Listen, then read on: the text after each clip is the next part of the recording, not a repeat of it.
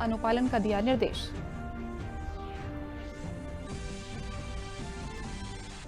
मुरादाबाद में medical team पर हुए हमले की घटना में 17 लोग हुए गिरफ्तार। गिरफ्तार लोगों पर 19 धाराओं के तहत चलेगा मुकदमा। मुख्यमंत्री योगी आदित्यनाथ ने कल पुलिस को दिए थे सख्त कार्रवाई करने के आदेश।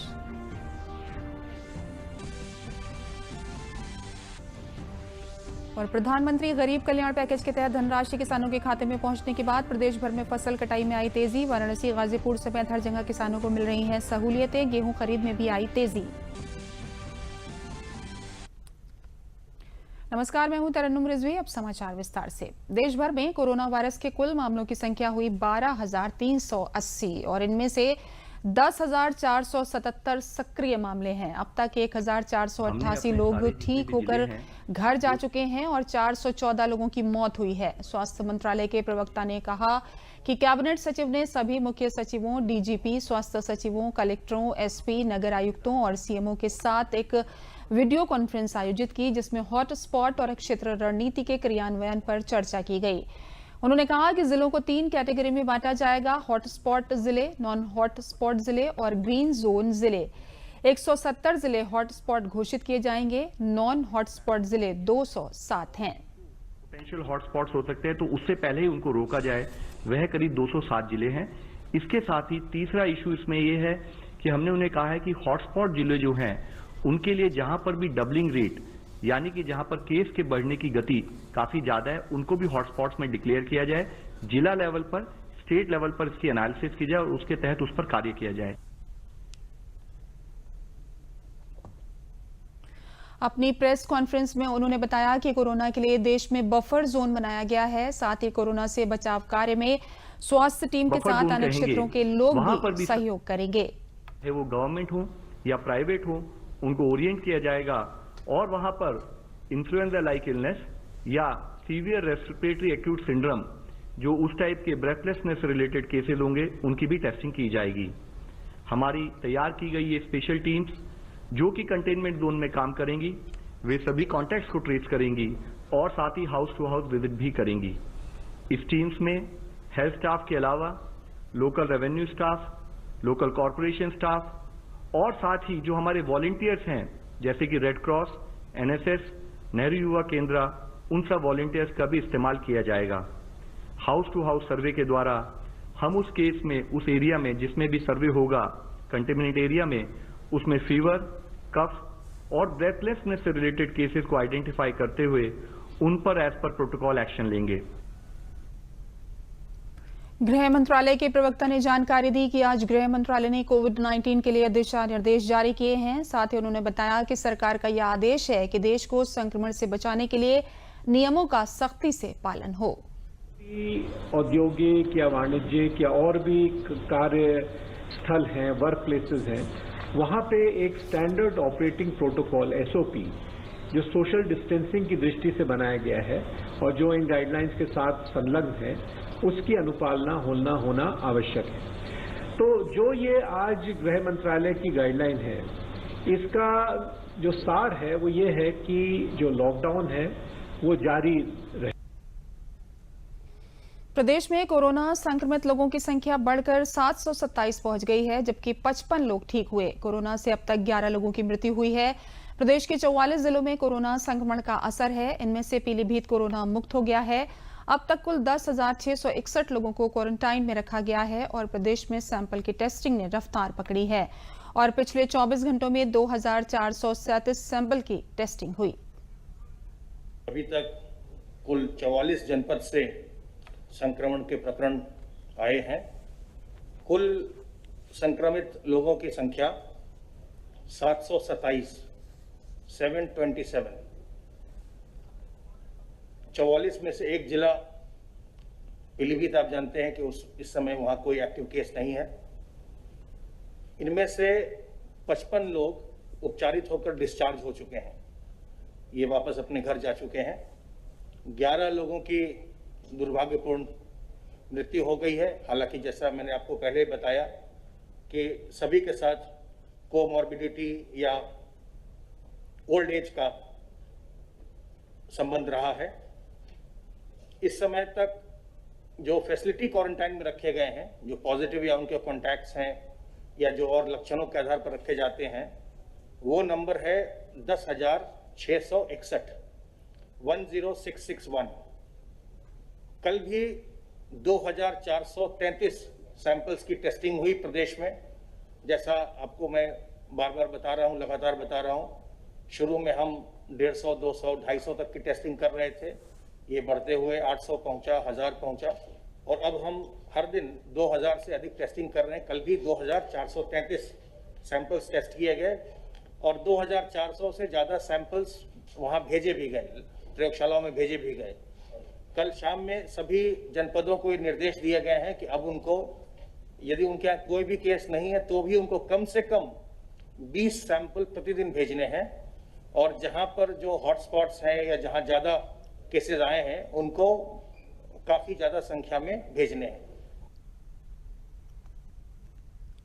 अवनीश अवस्थी ने कहा है कि भारत सरकार द्वारा जारी गाइडलाइंस के अनुरूप मुख्यमंत्री योगी आदित्यनाथ द्वारा निर्देश दिए गए हैं कि निर्माण कार्यों की 20 अप्रैल से अनुमति होगी। बड़े निर्माण कार्यों को आरंभ करने की अनुमति कतिपय शर्तों के अधीन प्रदान की जाएगी।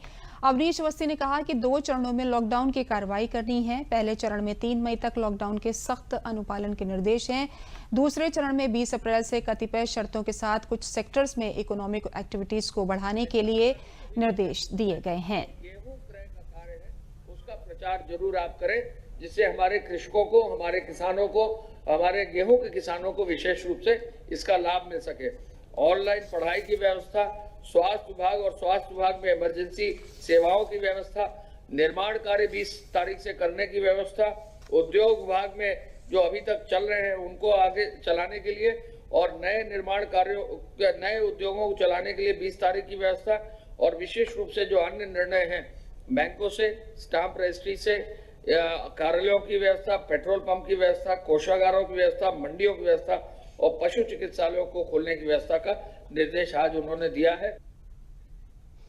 मुख्यमंत्री ने ऑनलाइन पढ़ाई की व्यवस्था को प्रदेश में एक स्थायी मॉडल बनाने के निर्देश दिए हैं। और केंद्रीय श्रम मंत्री संतोष गंगवार ने कहा है कि वेतन संबंधी समस्याओं का तत्काल समाधान होगा। कोरोना वेतन को लेकर किसी भी तरह की समस्या होने की स्थिति में श्रमिक हेल्पलाइन से संपर्क कर अपनी शिकायत दर्ज करा सकते हैं। संतोष गंगवार ने दूरदर्शन के साथ खास बातचीत में कहा कि प्रधानमंत्री गरीब कल्याण योजना में श्रमिकों का ध्यान रखा जा रहा है। 3 माह तक नियोक्ता कर्मियों का अंश सरकार खुद भविष्य निधि में जमा करेगी। तो मैंने महसूस करा, हमारे देश के अंदर अगर संगठित मजदूर 8-9 करोड़ हैं तो असंगठित मजदूरों की संख्या 40 करोड़ के आसपास है। और इस समय एक ऐसा भय व्याप्त हो गया कि शुरू के 1-2 दिनों में हमने देखा कि गाजियाबाद, दिल्ली और उसके आसपास बड़ी संख्या में मजदूर भाई बहन हमको सड़क पर मिले। पर अब इसके ऊपर तत्काल सरकार ने ध्यान दिया और एक उचित व्यवस्था करी। उन सभी मजदूर भाई बहन जो जाने के अपने स्थान जहां पर काम कर रहे थे उनको वहीं रोका गया, वहीं पर ही उनको ठहरने और खाने पीने की सुविधा दी गई, और वो 1-2 दिन के बाद ही ये काम रुक गया।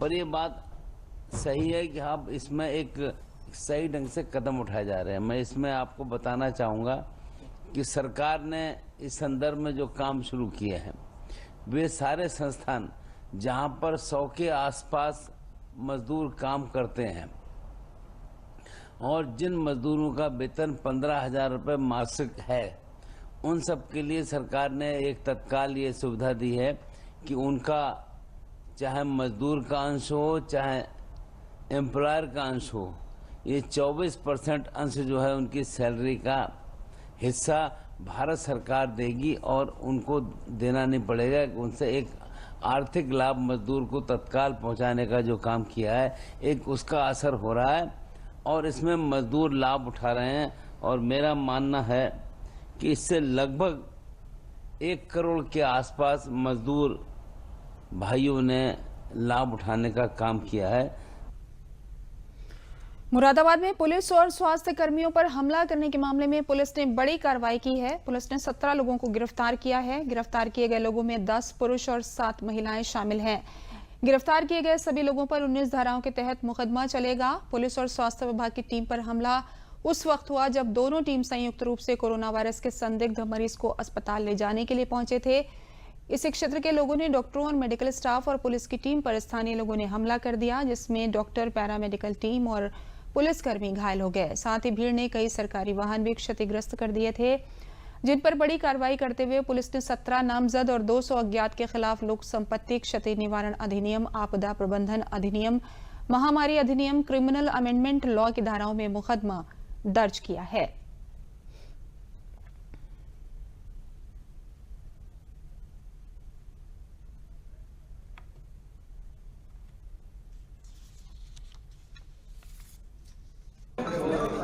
ये आज स्वास्थ्य विभाग की टीम और पुलिस की टीम कुछ लोगों को क्वारंटाइन करने गई थी, तो वहाँ मौके पे एरिया के लोगों ने उनके ऊपर पथराव कर दिया, जिसमें एक डॉक्टर और पुलिसकर्मी भी घायल हुए। थाने की गाड़ी में भी डैमेज हुआ और एम्बुलेंस को भी डैमेज हुआ। फिर उसके बाद पुलिस टीम ने वहाँ पर इन्फोर्समेंट भेजी, वहाँ पे लोगों की अरेस्टिंग करी जो वहाँ पे इसमें इन्वॉल्व थे। अब तक कुल 17 लोग की अरेस्टिंग हो चुकी है, जिसमें 10 पुरुष हैं, 7 महिलाएं हैं और लोगों की भी अरेस्टिंग के लिए टीम बनाई जा चुकी है। उनके अरेस्टिंग के लिए प्रयास किए जा रहे हैं। मौके पे जो सीसीटीवी फुटेज के आधार पर लोगों को चिन्हित किया जा रहा है। इसमें मुकदमा दर्ज किया जा चुका है और इनके विरुद्ध कार्रवाई की जाएगी। इनके अंतर्गत आईपीसी सेक्शन 307 तथा अन्य जो विधिक धाराएं थी वो इनके खिलाफ कार्रवाई की जा रही है। आगरा में कोरोना वायरस से संक्रमित मरीजों का ग्राफ तेजी से बढ़ता जा रहा है। रिपोर्ट में 19 और लोगों की जांच में कोरोना संक्रमण की पुष्टि हुई है। आगरा में अब तक कोरोना के संक्रमितों की संख्या बढ़कर 167 हो गई है, जिनमें 70 से अधिक जमाती शामिल हैं। आज आई जांच रिपोर्ट में अस्पताल में काम करने वाले और फतेहपुर सीकरी के पर्यटक गाइड से 40 से अधिक लोग कोरोना से संक्रमित हुए हैं। कोरोना संक्रमितों की संख्या बढ़ने से आगरा प्रदेश में सबसे ऊपर हो गया है। जिलाधिकारी प्रभु एन सिंह ने बताया कि आगरा जिले में 39 हॉटस्पॉट को पूरी तरह से सीज कर दिया गया है। इन इलाकों में रहने वाले लोगों को प्रशासन द्वारा सभी सुविधाएं मुहैया कराई जा रही हैं। आगरा में अब तक कुल कोविड-19 पेशेंट की संख्या 167 हो गई है, जिसमें से लाइव केसेज 139 है। पिछले 3 दिनों में अगर आप संख्या देखेंगे जनपद आगरा की, कल हम लोगों ने 328 सैंपल कराए थे, आज 189 भेजा हम लोगों ने, कल एक दिन पहले उस समय 209 भेजा था। इसके अलावा रैंडम भी मुख्यालय से आके फुल सैंपलिंग की गई है, जो कि 150 की संख्या है। पिछले सिर्फ 3 दिन में हम लोगों ने जनपद में 850 सैंपलिंग की है, यह देखने के लिए कि सब वायरस का स्प्रेड कहीं और तो नहीं है। खुशी की बात है कि जितने भी केसेज आए हैं 100% उनके सोर्स आइडेंटिफाइड हैं और ये उनके डायरेक्ट कॉन्टेक्ट ही हैं। कोई ऐसा केस जनपद में अभी तक नहीं आया है कि उसका हम सोर्स नहीं डिफाइन कर पा रहे हैं और कोई ऐसा आदमी आ गया कि साहब मैं तो कहीं गया नहीं था, मैं किसी से मिला नहीं था, मेरे पास वायरस कैसे आ गया। ये जनपद के लिए अच्छी बात है। उन्नाव में एक व्यक्ति के कोरोना पॉजिटिव पाया गया है। बताया जा रहा है कि 21 वर्षीय इस युवक को उन्नाव पुलिस ने किला चौकी से हिरासत में लिया था। ये युवक भी निजामुद्दीन तबलीगी जमात में शामिल हुआ था और छिपकर किराए के मकान में रह रहा था। पुलिस ने इसे हिरासत में लेकर 14 अप्रैल को इसकी जांच को मेडिकल कॉलेज लखनऊ भेजा था, जिसमें कि ये व्यक्ति पॉजिटिव आया है। अब प्रशासन इसे सरस्वती मेडिकल कॉलेज से निकालकर उन्नाव की बिछिया तहसील के सीएससी में आइसोलेशन वार्ड में शिफ्ट कर रही है। ये व्यक्ति मूलतः उन्नाव के मोहान ब्लॉक हसनगंज तहसील का रहने वाला है।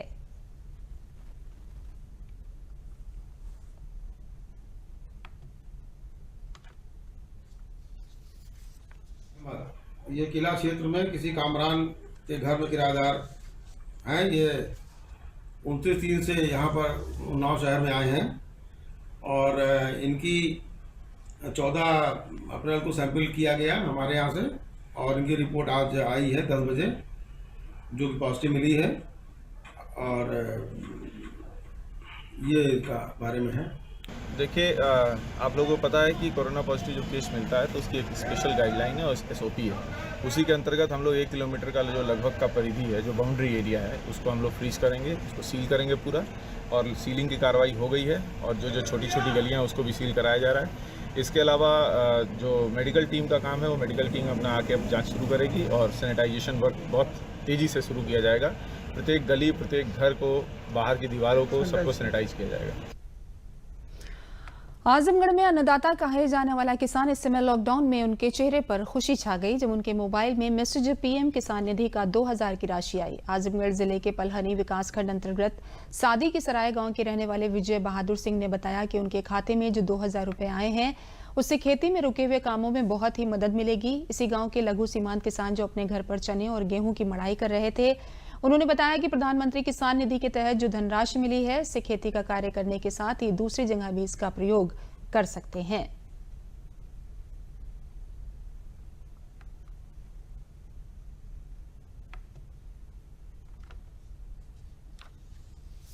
गाँव में प्रधानमंत्री के तरफ से जो पैसा मिला हमको किसी कार्य के लिए, उससे बहुत लाभ है, बहुत लाभ है। हमारी खेती की व्यवस्था तो चल ही रही है और कार्य में भी हम अपना इसको लगा दे रहे हैं। हमारा लॉकडाउन में व्यवस्था ठीक चल रही है। हमारा नाम विजय बहादुर सिंह है, ग्राम सराय शादी है। 2000 रुपया जो आया है हमारे लिए इस समय खेती के काम में बहुत लाभदायक है। कोरोना वायरस से बचाव के लिए लॉकडाउन होने के कारण लोग घरों में बंद हो गए। ऐसी स्थिति में प्रधानमंत्री नरेंद्र मोदी के द्वारा उज्ज्वला योजना की लाभार्थी महिलाओं को 3 महीने तक गैस सिलेंडर देने की बात कही गई है। मथुरा में प्रधानमंत्री उज्ज्वला योजना का लाभ गरीब महिलाओं को मिल रहा है। भारत सरकार की उज्ज्वला योजना के अंतर्गत गरीब महिलाओं को निःशुल्क गैस दी जा रही है। उन्हें 3 महीने में 3 निःशुल्क गैस मिलेगी। यहां उपभोक्ताओं को सामाजिक दूरी बनाए रखने के लिए 1-1 मीटर की दूरी पर गोले बनाकर ही उपभोक्ताओं की बारी बारी से गैस दी जा रही है।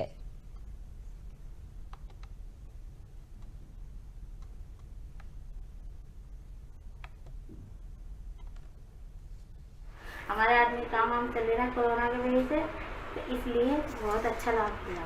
हमारे खाते में पैसे आ गए हैं और हमें ये सिलेंडर फ्री में मिला है। हमें बहुत सुविधा हुई है। मैं रोटी पानी आराम से बना लूँ। हाँ, अब हमारे पैसे बैंक में आ जाएं और रोटी आराम से बना लें।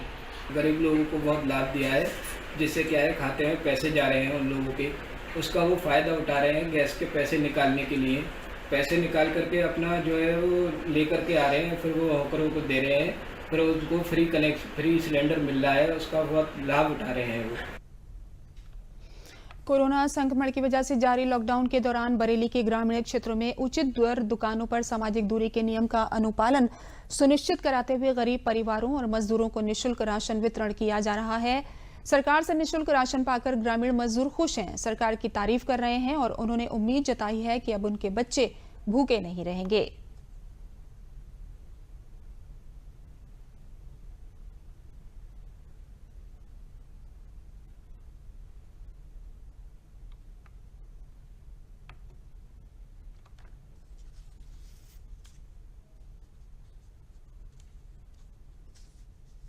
है 5 किलो चावल मिल रहा है कोटा की तरफ से, अच्छा है, फ्री मिल रहा है। सरकार अच्छा कर रही है हमारे साथ में गरीब लोगों के। मजदूरी सब बंद है और सरकार कोरोना की वजह से और सरकार 5 किलो गल्ला फ्री दे रही है। अब जा है बाले बुरे भूखे ना मरेंगे, सरकार फ्री गल्ला दे रहे हैं, खाए पी रहे हैं सब। कोरोना की वजह से ठाली बैठे हैं, कोई मजदूरी धतूरी चल नहीं रही है। सरकार बहुत अच्छा काम कर रही है और 5 किलो चावल प्रत्येक आदमी को दे रही है, बहुत बढ़िया काम कर रही है। मजदूरी उजूरी चल नहीं रही है कोरोना की वजह से। अब 5 किलो राशन हमको ताई फ्री दे रहे हैं। जय जयकार हुए, बच्चे हमारे देंगे दुआ और खाएंगे, बच्चे मोटी लेंगे। राजपाल मेरा नाम है, गरीब आदमी है, मजदूरी धतूरी मिल रही है। जो कोरोना की वजह से फ्री गल्ला मिल रहा है 5 किलो यूनिट पे। सरकार बहुत अच्छा काम कर रही है, दिल से दुआ कर रही है। 500 रुपया बैंकों में डाल रही है फ्री। मेरा नाम प्रेमराज है, मैं इस समय कोटे पे आया हूँ। 5 किलो देखो राशन मिल रही है, फ्री मिल रही है और मैं अपने गरीब आदमी हूँ, मैं अपने बालकन को मजदूरी करके पेट पाल लिया हूँ। कोरोना की वजह से कहीं मजदूरी चल नहीं रही है, सब मजदूर परेशान हैं, अपने अपने घरों में बैठा है। ऐसे में राशन सरकार फ्री दे रही है। आज सरकार फ्री गल्ला वितरण करा रही है पर यूनिट 5 किलो और इससे जनता बहुत खुश है। कह रही है घर पे बैठे हुए हैं, कोरोना की वजह से काम मिल नहीं पा रहा है, इसलिए सरकार हमारी बहुत मदद कर रही है। मोदी जी को बहुत बहुत धन्यवाद। मैं भी सरकार को बहुत बहुत धन्यवाद देता हूँ। गांव में जो लोग गरीब हैं, बेचारे मजदूरी को नहीं जा पा रहे हैं, उनके लिए कम से कम खाने को गंडा तो मिल ही रहा है। विपरीत परिस्थितियों में सरकार किसानों और गरीबों के साथ खड़ी नजर आ रही है। किसान सम्मान निधि हो, जनधन खातों में पैसा पहुंचाना हो, गरीबों को राशन वितरण हो, सभी काम तत्परता से किया जा रहा है। लोगों को लग रहा है कि जब अधिक जरूरत है तब सरकार उनके साथ खड़ी है। वहीं मौसम विभाग द्वारा जो पूर्वानुमान व्यक्त किया गया है वो भी किसानों के हित में है। अच्छी बरसात की संभावनाएं किसानों को अच्छी फसल देंगी और सिंचाई विहीन खेतों में भी फसल लहलहाएगी। भारत सरकार कोविड-19 के खतरे को देखते हुए लोगों से लगातार अपील कर रही कि लोग अपने घरों में रहें। उसके लिए उसने तमाम सुविधाएं भी दी है। 3 महीने का गरीबों को राशन मिल रहा है। उज्ज्वला गैस का फ्री में भरा जाना, उनको फ्री भरे जाने की सुविधा दे रही है। वहीं किसान सम्मान निधि योजना से किसानों के खाते में भी पैसा डाला जा रहा है। जाहिर है सरकार चाहती है कि उनकी समस्याएं कम हो और उनको घर से बाहर निकलने की ज़रूरत न पड़े। इसका प्रयास सरकार लगातार कर रही है। हमारे साथ कसमांडी गांव के कुछ लोग हैं, पूछते हैं उनसे कि क्या तैयारी है। जो सरकार जो इस तरीके से योजनाएं दे रही है उसका फायदा लोगों को मिल पा रहा है? बराबर मिल रहा फायदा उन लोगों को। कौन कौन सी योजनाएं जिसका जैसे कि अभी उज्ज्वला योजना जो है, उज्ज्वला योजना के अलावा जनधन लोगों को और फ्री में राशन लोगों को मिल रहा है यहाँ पर। तो किसान सम्मान निधि में नहीं, उसका फायदा किसानों को मिल पा रहा है? किसानों को फायदा मिल रहा है, जो है कोटे में जो अनाज फ्री और वो आ रहा है किसानों को मिल रहा है। इस समय बागों का काम चल रहा है, ऐसे फसल का काम चल रहा है, बागों की धुलाई, बागों की देखभाल चल रही है, उसका काम बराबर चल रहा है। यहाँ धुलाई चल रही है और किसान निधि का पैसा भी मिल रहा है। 2000 रुपये मतलब जो है एक किस्त उनको मिल चुकी है और आने वाली है दूसरी। और जनधन का पैसा आने वाला है, लोगों को गैस कनेक्शन का पैसा मिल रहा है, 500 रुपये सबके खातों में आ गया है। और किसानी का काम चल रहा है बराबर। यहाँ लोगों को जितना भी है बराबर पैसा मिल रहा है, राशन भी मिल रहा है। हम लोग सबसे कहते हैं कि सब लोग अपने अपने घरों में रहें और दूरी बनाए रखें। मतलब सबसे अच्छा है यही सब, इसकी जो बीमारी चल रही है इस दूरी बना के रहें सब लोग, सबसे अच्छा यही फ़ायदा हुआ इससे सरकार की सजगता का लाभ भी लोगों को मिल रहा है और लोग भी समझ रहे हैं इस बीमारी से लड़ने का केवल एक तरीका है कि लोग सोशल डिस्टेंसिंग मेंटेन करें, घरों से बाहर न निकलें। इसी से इस बीमारी से निजात पाई जा सकती है और उन योजनाओं का भी लाभ इन लोगों को मिल रहा है जो सरकार देना चाह रही। सबसे बड़ी बात यह है कि जो बिचौलिए थे वो ख़त्म हो गए, सीधे इनके खातों में पैसा आ रहा था। कई लोगों से हमने बात की तो वो लोग बहुत प्रसन्न हैं कि बीच के लोग खत्म हो गए, बिचौलिए नहीं हैं, सीधे सरकार का लाभ उनके खाते में मिल पा रहा है। कैमरामैन दिनेश सिंह के साथ मैं ramen Singh, DD news, Lucknow. Ghazipur में गेहूं खरीद का काम शुरू हो गया है। जनपद का कुल लक्ष्य 71,500 मीट्रिक टन निर्धारित किया गया है। इसके लिए कुल 52 सेंटर जनपद में बनाए गए हैं। किसानों को टोकन दिए जा रहे हैं ताकि जिस किसान का जिस दिन नंबर आए उसे उस दिन का ही टोकन प्रदान किया जाए, जिससे अनावश्यक भीड़ गेहूं क्रय केंद्र पर न लग सके। सरकार के दिशा निर्देश पर इस वर्ष किसानों को 1,925 रुपए प्रति क्विंटल के हिसाब से गेहूं का समर्थन मूल्य भी दिया जा रहा है। प्रत्येक सेंटर पर 300 कुंतल प्रतिदिन की खरीद का लक्ष्य भी रखा गया है। अनाज भंडारण के लिए सुव्यवस्थित बड़े हॉल में प्रदेश सेंटर पर बनाए गए, जिसमें कम से कम 10,000 कुंटल अनाज स्टोर किया जा सके।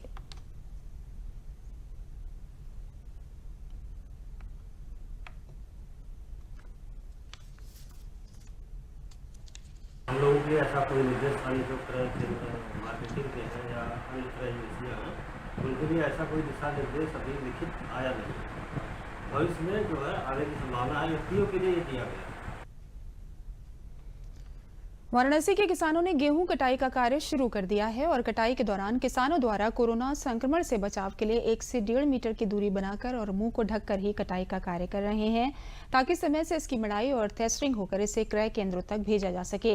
लॉकडाउन के चलते खेती करने वाले मजदूरों के सामने आर्थिक संकट उत्पन्न हो गया था। ऐसे में गेहूं कटाई शुरू होने से इनको काम मिल गया, वहीं इनकी आमदनी भी शुरू हो गई। सरकार द्वारा सोशल डिस्टेंसिंग का पूरा ध्यान रखते हुए मजदूरों को कटाई में लगाया गया है। कटाई से पहले इनके हाथों को साबुन से अच्छी तरह साफ कराया जाता है।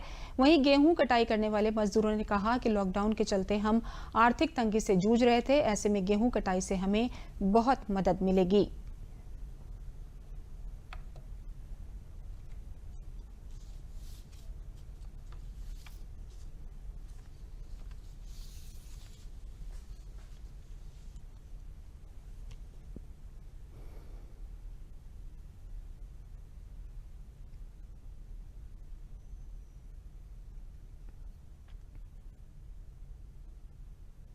काम करवाने से पहले सभी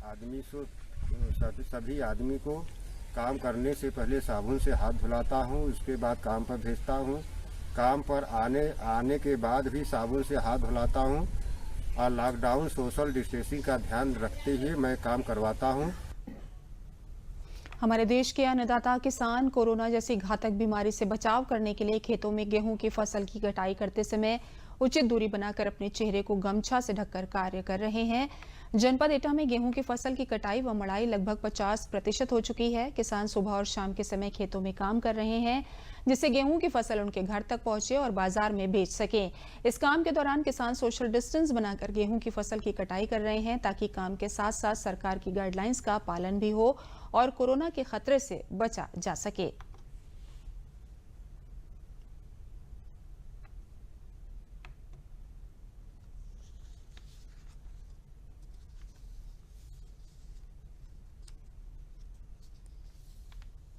मैं भी अपना गेहूँ काट रहा हूँ, खेतों पे हूँ। सुबह 7 बजे आता हूँ, 12 बजे जाता हूँ। कोरोना एक वैश्विक महामारी है, इसका अभी तक कोई इलाज नहीं आ पाया है। सावधानी जो प्रधानमंत्री बता रहे हैं वो पूर्ण रूप से हम सभी लोगों को बरतनी चाहिए और सोशल डिस्टेंस बना के रखना चाहिए। 1 मीटर की दूरी बताई जा रही है। वो अन्य लोगों से यही मैं निवेदन कराऊंगा कि सभी लोग जो भी नियम बताए गए हैं वो अपने पूर्ण रूप से सावधानी पूर्वक इन नियमों का पालन करें। प्रधानमंत्री मोदी जी ने जो नियम बनाए हैं कि आपस में 2 मीटर की दूरी बनाकर 1 मीटर की दूरी बनाकर काम करिए, उसी का पालन हम लोग कर रहे हैं।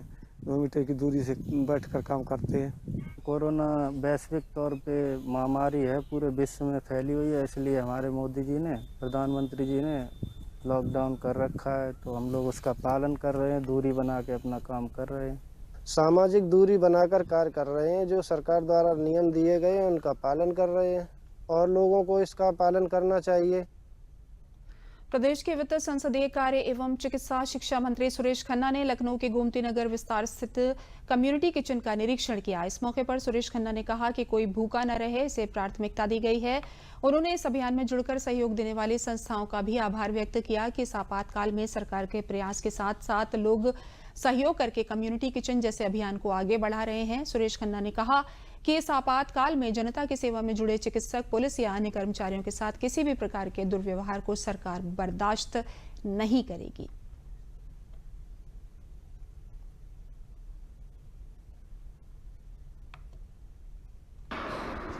ये टॉलरेट नहीं किया जा सकता और इन लोगों को सख्त से सख्त सजा दी जानी चाहिए। जो वर्ग अपने आप को खतरे में, जोखिम में डालकर हमारी मदद कर रहा है, जो पैरामेडिकल स्टाफ है, जो नर्सेज हैं, जो डॉक्टर्स हैं, अपने आप को खतरे में डाल कर मदद कर रहे हैं। किसी वक्त वो भी इन्फेक्शन से प्रभावित हो सकते हैं, वो भी इन्फेक्टेड हो सकते हैं, वो भी संक्रमित हो सकते हैं। आखिरकार किस लिए? उन लोगों के साथ जो लोग हमारी हेल्प के लिए आए, जो हमारी बीमारी को, हमारी परेशानी को कम करने के लिए आए, जो हमारी ज़िंदगी को बचाने के लिए आए, उन लोगों के साथ ही मिसबिहेव करना, ये कहा गया है। भारतीय प्रशासनिक सेवा के उत्तर प्रदेश कैडर के 2012 बैच के अधिकारी प्रशांत कुमार ने उत्तर और मध्य भारत के हिंदी भाषी लोगों के लिए कोरोना वायरस और कोविड-19 महामारी के बारे में हिंदी भाषा में एक ही स्थान पर संपूर्ण जानकारी उपलब्ध कराते हुए एक वेबसाइट coronajanकारी.in तैयार की है। प्रशांत कुमार ने बताया कि इस वेबसाइट पर कोरोना वायरस के बारे में प्रधानमंत्री नरेंद्र मोदी और मुख्यमंत्री योगी आदित्यनाथ के संदेश भी हिंदी भाषा में उपलब्ध हैं। इसके साथ ही केंद्रीय और राज्य स्तरीय हेल्पलाइन नंबर तथा ईमेल की जानकारी भी उपलब्ध है। प्रशांत कुमार ने बताया कि इस वेबसाइट पर कोरोना वायरस संक्रमण के नवीनतम आंकड़े और लॉकडाउन आदि से संबंधित नवीनतम शासकीय आदेश भी प्रदर्शित किए जा रहे हैं।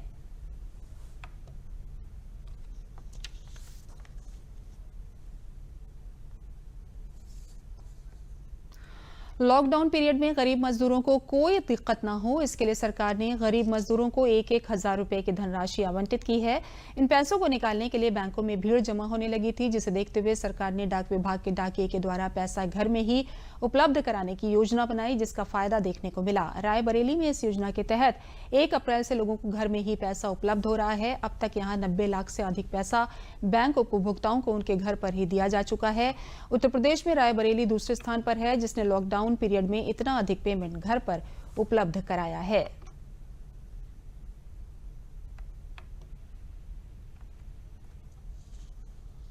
से पैसे की बहुत दिक्कतें आ रही हैं और पिछले काम धंधा सब बंद है। इस वजह से देखते हुए तोड़ने के पैसे की ज़रूरत हुई, तोड़ने बैंक जाना हुआ हमको।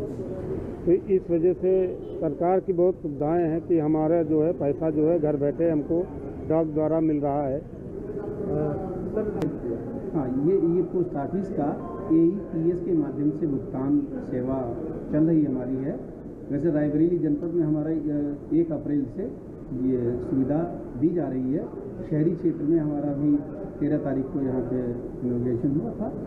उस माध्यम से अब जो भी हमारा चाहे डाकघर का ग्राहक हो या बैंक का ग्राहक हो, अगर किसी भी बुजुर्ग को या किसी भी ज़रूरतमंद को पैसे की आवश्यकता होती है ऐसे लॉकडाउन में, तो हमारा डाकिया वहाँ पे उसको रिक्वायरमेंट के हिसाब से पेमेंट घर पे डोर टू डोर घर पे जाकर के उसका भुगतान करता है। वहीं डाकिया ने बताया कि फील्ड में जाकर लोगों को बायोमेट्रिक व आधार नंबर के माध्यम से जरूरत के हिसाब से धन उपलब्ध करा दिया जाता है। पेमेंट के समय इस बात का ध्यान रखा जाता है कि सोशल डिस्टेंसिंग सहित सरकार के द्वारा बताए गए नियमों का पालन किया जाता है। और इसी के साथ समाचार समाप्त हुए। नमस्कार।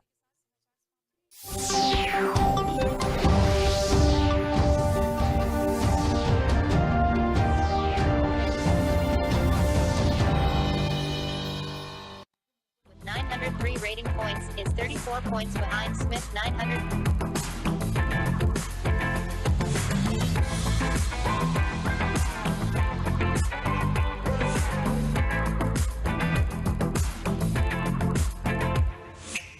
This is All India Radio. The news read